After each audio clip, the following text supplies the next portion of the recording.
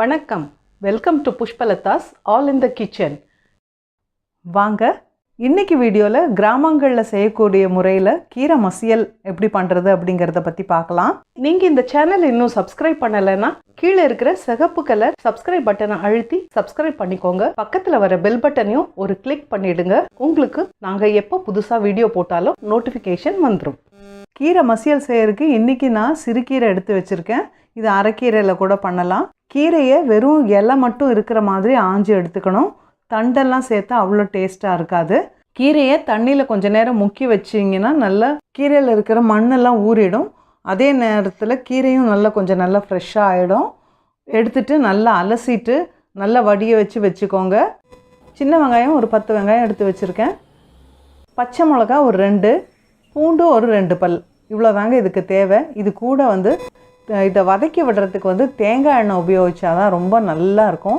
கீரை கடைஞ்சி முடிச்சதுக்கப்புறம் நல்ல வாசனையாக சாப்பிட்றதுக்கே ரொம்ப நல்லா இருக்கும். அதனால் தேங்காய் எண்ணெய் ஒரு டேபிள் ஸ்பூன் அளவுக்கு எடுத்து வச்சுக்கலாம். 1 டீஸ்பூன் இருந்தால் கூட போதுங்க. தேவையான அளவுக்கு உப்பு, இதுதான் இதுக்கு தேவையானதுங்க. கீரை மசியல் செய்கிறதுக்கு நம்ம சமைக்கிற ஒரு பாத்திரத்தை அடுப்பில் வச்சுக்கலாம். பாத்திரம் லேசாக சூடானதும் அதில் தேங்காய் எண்ணெய் போட்டுக்கலாம். தேங்காய் எண்ணெயும் சூடானதும் பூண்டு பல்ல கொஞ்சம் நறுக்கி விட்டு போட்டுக்கலாம். அது கொஞ்சம் அப்படி லேசாக வதக்கி விட்டுட்டு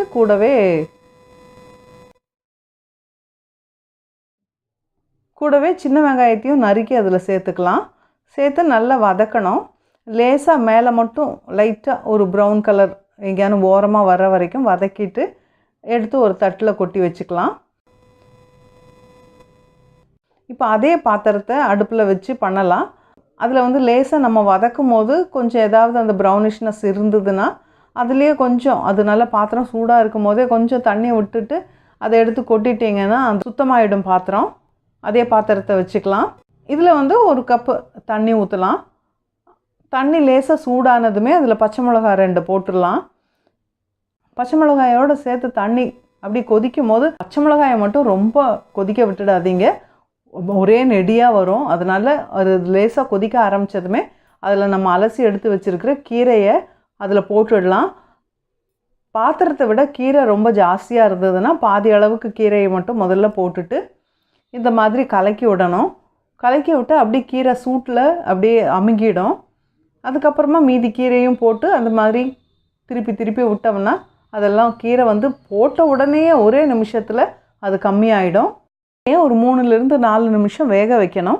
எப்பவுமே கீரையை வேக வைக்கும் போது தட்டு போட்டு மூடக்கூடாது. தட்டு போட்டு மூடாமல் அப்படியே திறந்து வச்சே தான் நம்ம அதை வேக வைக்கணும். ஒரு 3-4 நிமிஷத்துலேயே நல்லா வெந்துருங்க. அது கீரையோட எவ்வளோ எலசாக இருக்குது எவ்வளோ முத்தலாக இருக்குங்கிறத பொறுத்து அது வேகிற டைம் மாறுபடும். பார்த்து லேசாக கீரை வெந்துருச்சான்னு இப்படி தொட்டு பார்த்தா தெரியுங்க. அந்த மாதிரி ஆனதுக்கப்புறமா நம்ம ஏற்கனவே வதக்கி எடுத்து வச்சுருக்கிற வெங்காயம் பூண்டு 2யும் இதில் சேர்த்து ஸ்டவ் ஆஃப் பண்ணிடலாம். தேவையான அளவுக்கு உப்பு போட்டுக்கலாம். ஒரு தட்டு வச்சு மூடி வச்சிடலாம். கொஞ்ச நேரம் அதை ஆறட்டும். ஆறுனதுக்கப்புறமா ரொம்ப சூடாக இருக்கும் போது கடையிறது ரொம்ப கஷ்டமாக இருக்கும். அதனால் கொஞ்ச நேரம் ஆற விட்டுட்டு அந்த ஆவி போனதுக்கப்புறமா நீங்கள் மத்தில் கடையிறதா இருந்தானா சூடு கொஞ்சம் தணிஞ்சதுமே நீங்கள் எடுத்து மத்தில் வச்சு கடைஞ்சிடலாம்.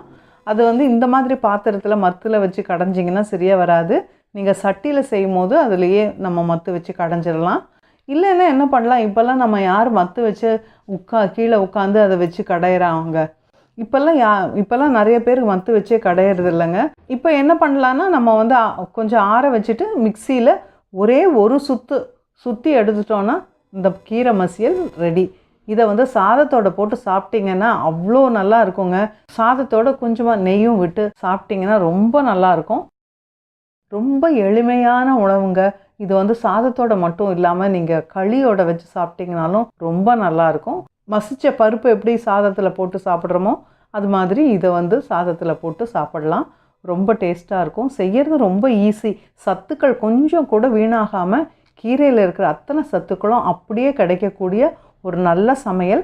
இது நீங்கள் உங்கள் வீட்டில் முயற்சித்து பாருங்கள். உங்கள் கமெண்ட்ஸை இங்கே இந்த வீடியோக்கு கீழே இருக்கிற கமெண்ட் பாக்ஸில் போடுங்க. மீண்டும் அடுத்த வீடியோவில் வேறொரு நல்ல ரெசிபியோடு உங்களை சந்திக்கிறேன். இந்த வீடியோ உங்களுக்கு பிடிச்சிருந்ததுன்னா லைக் பண்ணுங்கள், ஷேர் பண்ணுங்கள், சப்ஸ்கிரைப் பண்ண மறந்துடாதீங்க. பக்கத்தில் வர பெல் பட்டனையும் ஒரு கிளிக் பண்ணிவிடுங்க. நாங்கள் எப்போ வீடியோ போட்டாலும் உங்களுக்கு எங்கள் நோட்டிஃபிகேஷன் உடனுக்குடன் வந்துடும். நன்றி, வணக்கம்.